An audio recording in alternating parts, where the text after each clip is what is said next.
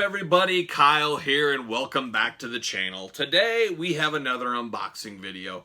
It is almost the 4th of July as I'm recording this. So we are in 4th of July mode. Got me thinking about the 4th of July. Hopefully you get a day or two off. If you're like me, there's no days off. You're working every day, it doesn't matter. And 4th of July is my busiest time of the year for work. So it is what it is, but hopefully you guys are going to enjoy the holiday this year. It'll be real interesting, that's for sure. But with the 4th of July, it got me thinking of an unboxing video, and no better time to unbox these two. Great American Bash, Torrie Wilson, JBL, John Bradshaw Layfield. Nice patriotic packaging.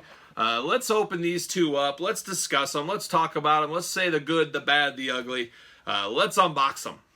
All right, let's start unboxing, and we'll do JBL first. John Bradshaw Layfield. So, always like these pay-per-view sets. You know, we always talk about the Ruthless Aggression sets, the Ring Rage sets, the Adrenaline sets, the Treacherous Trio sets, the online exclusive, the limited edition sets.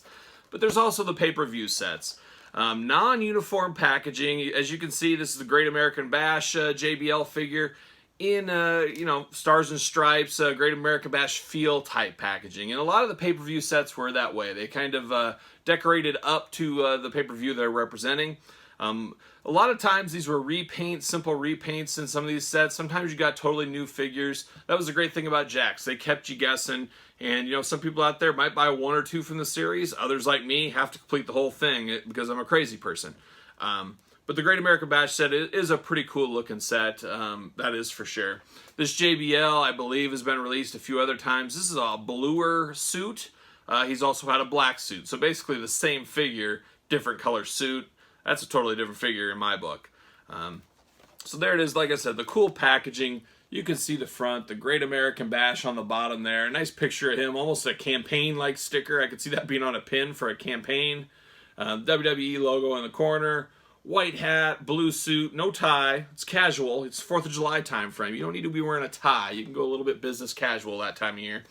Let's look at the back, the sides, I guess. Nothing on the sides like some figures.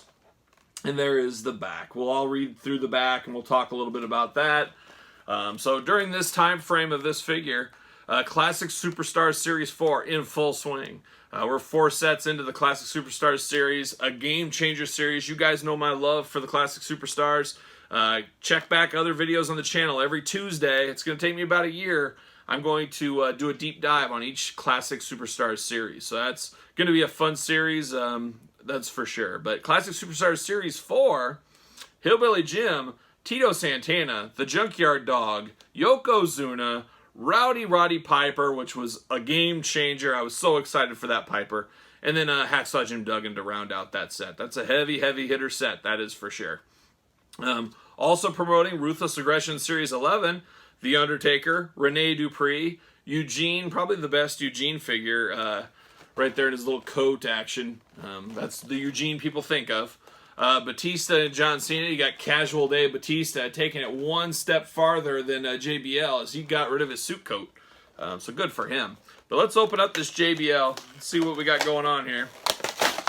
I told you, I always say it, the Jakks open up so easy. There's no trouble with that. Pop him out. Maybe. Uh-oh. Uh-oh. His head popped off. Gotta be kidding me. The age of the figure, maybe? I don't know. See you later. See you later. Uh-oh, I don't like that one bit. That is not good. Look at that. It's the Headless Horseman right there. JBL. How is that possible? In all the unboxing videos I've done, we have never had that issue. It doesn't even look like it would have fit in there to begin with. Holy cow. We have a first here. To say that that's disappointing, that would be the understatement of a century.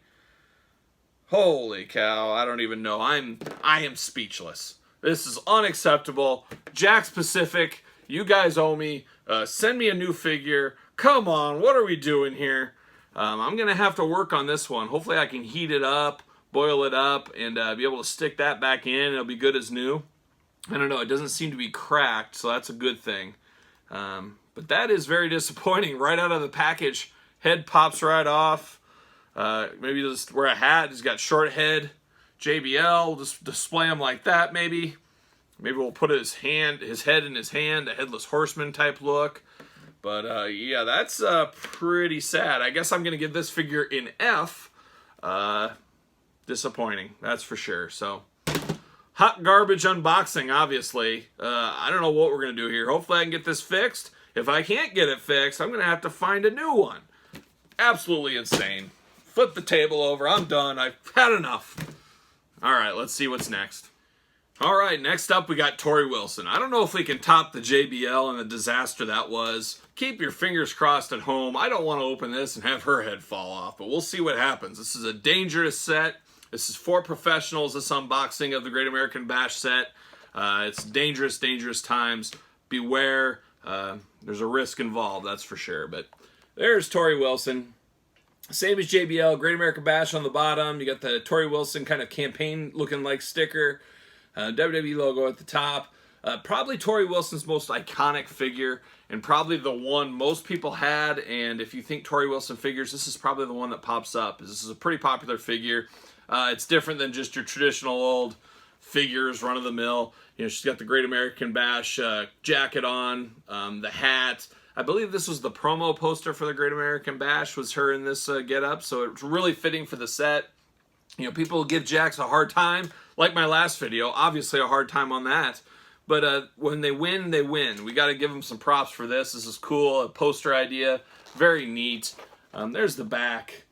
I didn't talk about the belts before. There's belts, the elimination chamber, the stunt action ring they're supporting there, down at the bottom.